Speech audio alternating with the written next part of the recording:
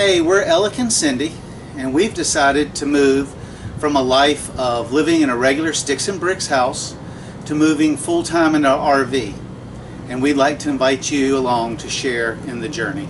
So people say, they always ask us when I tell the story is, why would you want to move out of your house into a tiny confined space? And I tell them that we started RVing back in the late 80s when our 6 children were very young. We would go camping once a month for a long weekend in our Coachman pop-up camper. Me, my wife, my mother-in-law, and our 6 children. It was like sardines in a sardine can. And back then we dreamed about how could we do this full time. We all enjoyed being in the RV, going to new places, camping, and each other's company.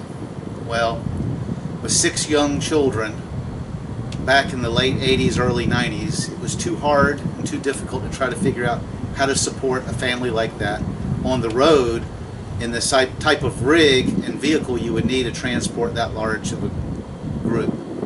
So we put that on hold.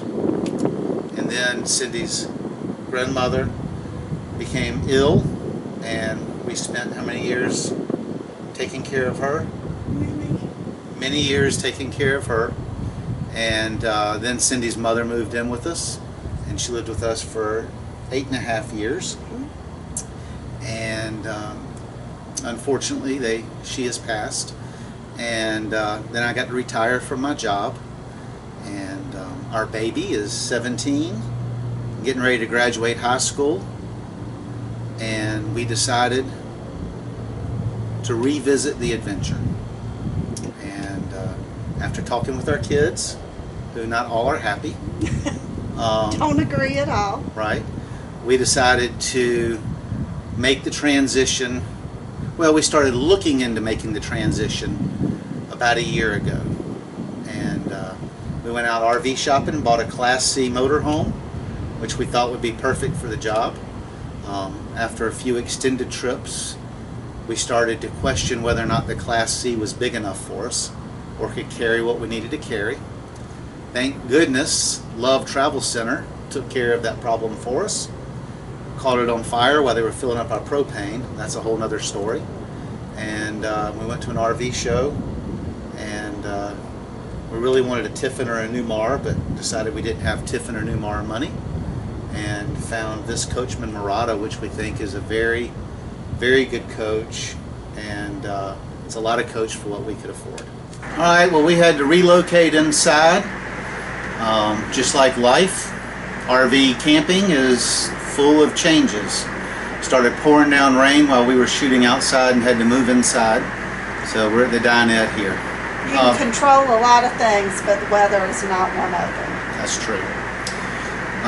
So we were saying we were outside that we decided that we didn't want to keep the house, or we couldn't afford to keep the house. We sat down and did the budget, and we have a single income retirement pay from municipal government, so you know, government employees don't make the most money, and we just figured it would be too limiting to our adventure to keep the house.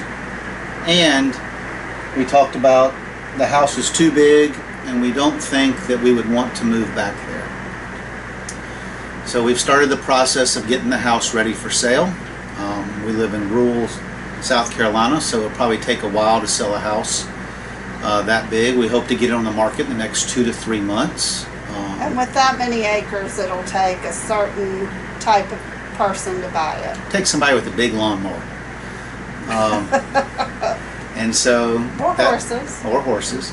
So that's the next phase, is selling the house. If it sells early, then we'll have to make a decision if we move into a local campground until our daughter graduates high school, or if we go ahead and start the adventure since we homeschool anyway. So that's the story. We invite you along for the journey. The journey will include going to campgrounds and enjoying our new RV. Journey will include getting the house ready for sale and selling it. The journey will include getting rid of mounds and mounds of stuff that we've collected that we never use. I know that in the past 6 weeks I've made probably 8 trips to Goodwill and taken 3 trailers to the dump, and I really can't see where we have gotten rid of anything yet. So we've got that journey to go through. Selling the house, figuring out what we want to give to the children, figuring out the rest of our finances, with the way we want to live. The budget, even without the house, is going to be tight. So we may have to figure out some income on the road, or I don't know, maybe some work camping. I know I don't want to do anything for the first 3 months.